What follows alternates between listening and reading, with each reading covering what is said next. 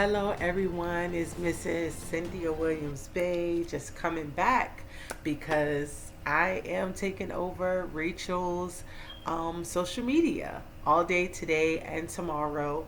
For those of you that have not been in tune with some of the content I've been releasing today, me and Rachel and about 47 other women, black and white alike, have come together for this great initiative to actually amplify the black woman's voice, just to kind of give some language to our white sisters in regards to, you know, how it is to be a black woman, especially during this pandemic and the racial uproar that's just happening, right? So yes, you guys are gonna see me several more times today. But again, I just really thank you guys just so much for your support and just allowing Rachel and being so supportive of her actually giving this platform over to me to be able to invite you guys into my life and just share some of the experiences and just kind of give you guys some tips and advice on how to actually be able to be allies to black women. But for those of you that don't know me, I am an author, speaker, and I'm the CEO and founder of Heaven Sent Childcare. That's my main business. I have several others, but we've been providing childcare services from 6 a.m. to 12 midnight in the Richmond and surrounding areas for the past 15 years.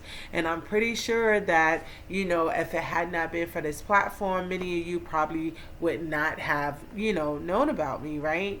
So it's really great to be able to come on this platform and just have the exposure so you guys can really see some of the amazing things that not just myself, but other African American women are doing, and we're still doing it in the midst of all this chaos, right?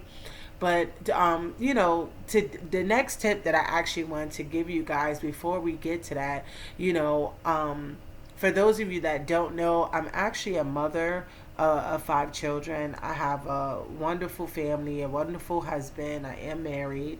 And, you know, you guys that are moms, right? It's really hard right now, right? Navigating everything that's happening between the pandemic and dealing with the emotions that our children were kind of dealing with, just being snatched out of school and not being able to go to school and really having no explanation and understanding to what was going on. All they knew was that they missed their teachers, they missed their friends, and like, why are we stuck in the house, right? And then it's like, just when we thought we was going to get a breather, it was just like, boom, this thing, all hell broke loose, literally, right? And now we're dealing with protests and riots and, not even just that, but it's just like, so much hate and anger, and the real hearts of men are actually showing in this hour. And it's just really hard navigating that, not just as a mom, but an African American mom, right? And I'm pretty sure that you guys can relate to that, right? Even though you're not black, you're Caucasian, or even if you're a different race outside of being African American, as a mother, you're a mother first, right? So as a mom, you can understand like what we're dealing with, right? Who's dealing with the pandemic of COVID, now we're dealing with this, and it's just like, it's so much, right? And I want to share a story with you guys of an experience that I had a couple of years ago. And it was before everything was amplified in regards to like the racism and the injustices that we just face on a daily basis. Like, now that the microscope is there, you guys are like, what the world? Like, oh my God, like I literally have, brothers that are telling me they'll be out jogging, and because of everything that's happening, like their white neighbors are really coming up to them and they're crying because it's like we knew but they didn't really know, and now that it's amplified, it's just like, oh my God, like, deal with this all day, every day. My God, my goodness, right? So, my daughter, Lyric, she's my oldest daughter, and she's 11. And, me and my husband have worked really, really hard. Growing up in poverty and growing up in Brooklyn, you know, I saw my first murder at the age of 5 or 6, right? Um, and one of the victims was actually my sister. She did not pass on.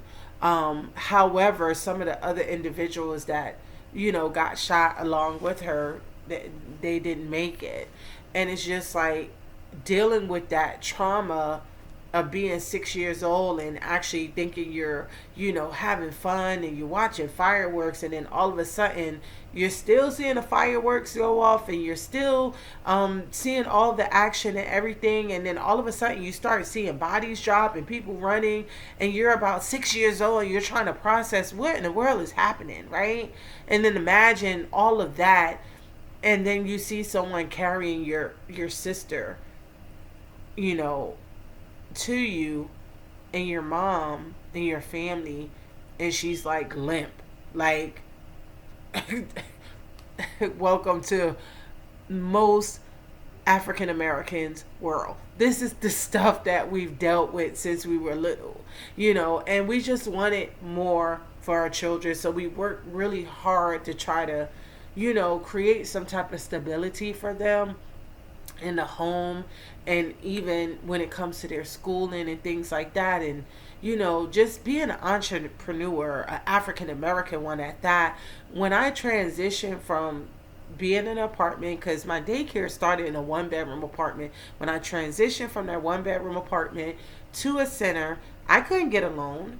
I couldn't get a loan, and to be honest, some people even had a hard time even trying to give me a bank account. Like, I had to even fight for that, right?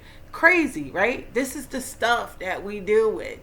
And we suffered. We suffered. We lost some things and things like that. And we moved, but we just made a commitment and said, you know what? Once we get grounded, we're not going to let that go, right? So, we live in a pretty nice area. And her school is predominantly white, and she has friends, like, and we know kids are so innocent. They're so innocent. And she has a Caucasian friends that she considers her best friends. You know how the kids are. They're so innocent. And I just remember her just raving about her friend's birthday, and us like getting gifts and stuff like that. She wanted to take them to school, and she was waiting for the invitation because the party was going to be Saturday, and mom is going to be so awesome and everybody's going to be there. And it was just like every day she came home and I'm like, okay, where's the invitation so that we could RSVP? And every day she's telling me, oh, she's going to bring it tomorrow. Oh, she's going to bring it tomorrow. She forgot. Her mom forgot. And I'm like, what does she mean she forgot? Like, literally all the white girls in the school, or rather the class, excuse me, got their invitations. But every day my daughter was told that the invitation is coming. My mom forgot. My mom forgot.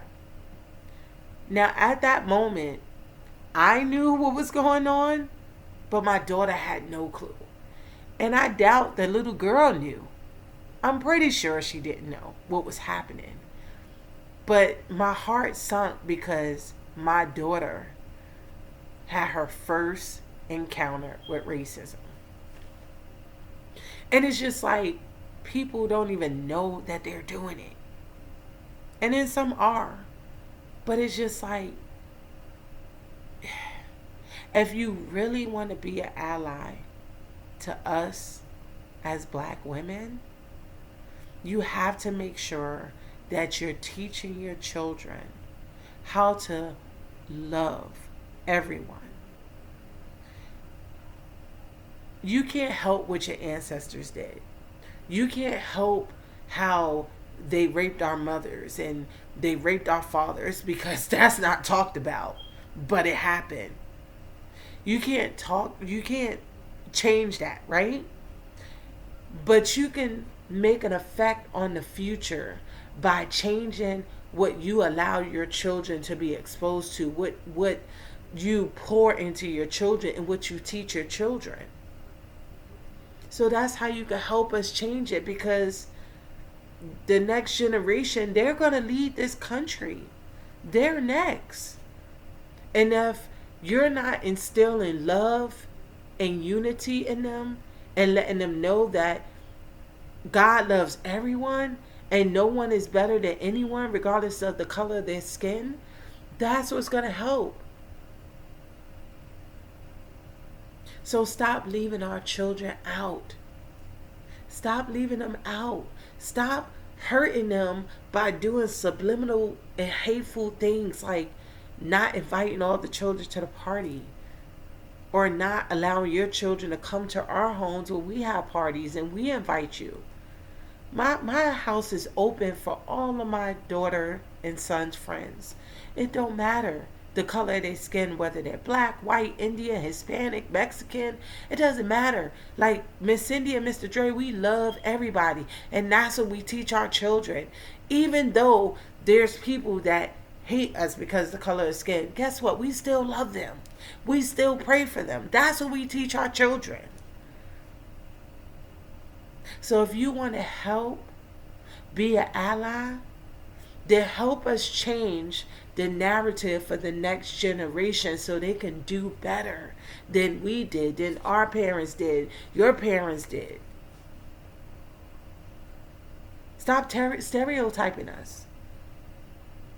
Every black family is not made up of just single mothers. Yes, there's a lot of single mothers and, different races. And yes, it's a lot of black single mothers. But guess what? It's a lot of black, whole, and wholesome families. I'm a product of that. Every black family is not poverty stricken. Every black family does not live in a crime infested neighborhood. Every black family is not on public assistance. Like, stop with the stereotypes. We love people. We love God. But we want to be included. We want to have the honor that's due to us. We don't want our children to be hurting. Our children are hurting. Your children are hurting. All of this is hurting them. Children are so innocent that nobody is born as racist.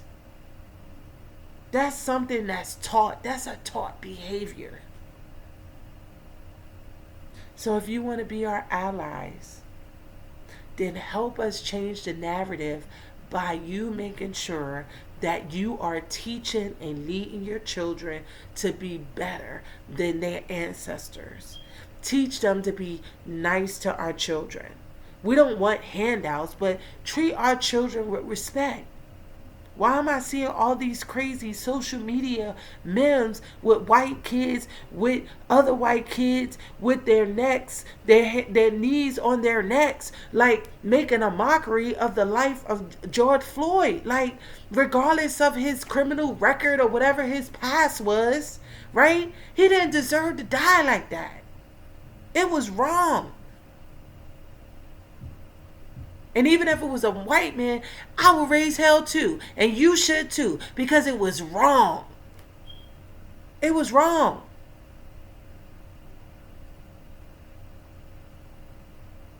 I don't care what his past was. That man had moved and was trying to do better by his family and change. And I wish that people would stop having their backs on our black men when they are trying to move forward and make change, because everybody makes mistakes. You've made mistakes. Your fathers made mistakes. Your husbands made mistakes. Your brothers made mistakes. And they are still afforded different opportunities, while our men are held back. We want different for our children. We want different for our children. So that's my point to you today, my sisters, my white sisters. Please make sure that you are teaching your children better. Make sure that you're teaching your children to love people that's different colors than them. Teach them to speak up when they see things that's not right. They don't have to be silent, even as children. So teach them, equip them to do it better. Okay?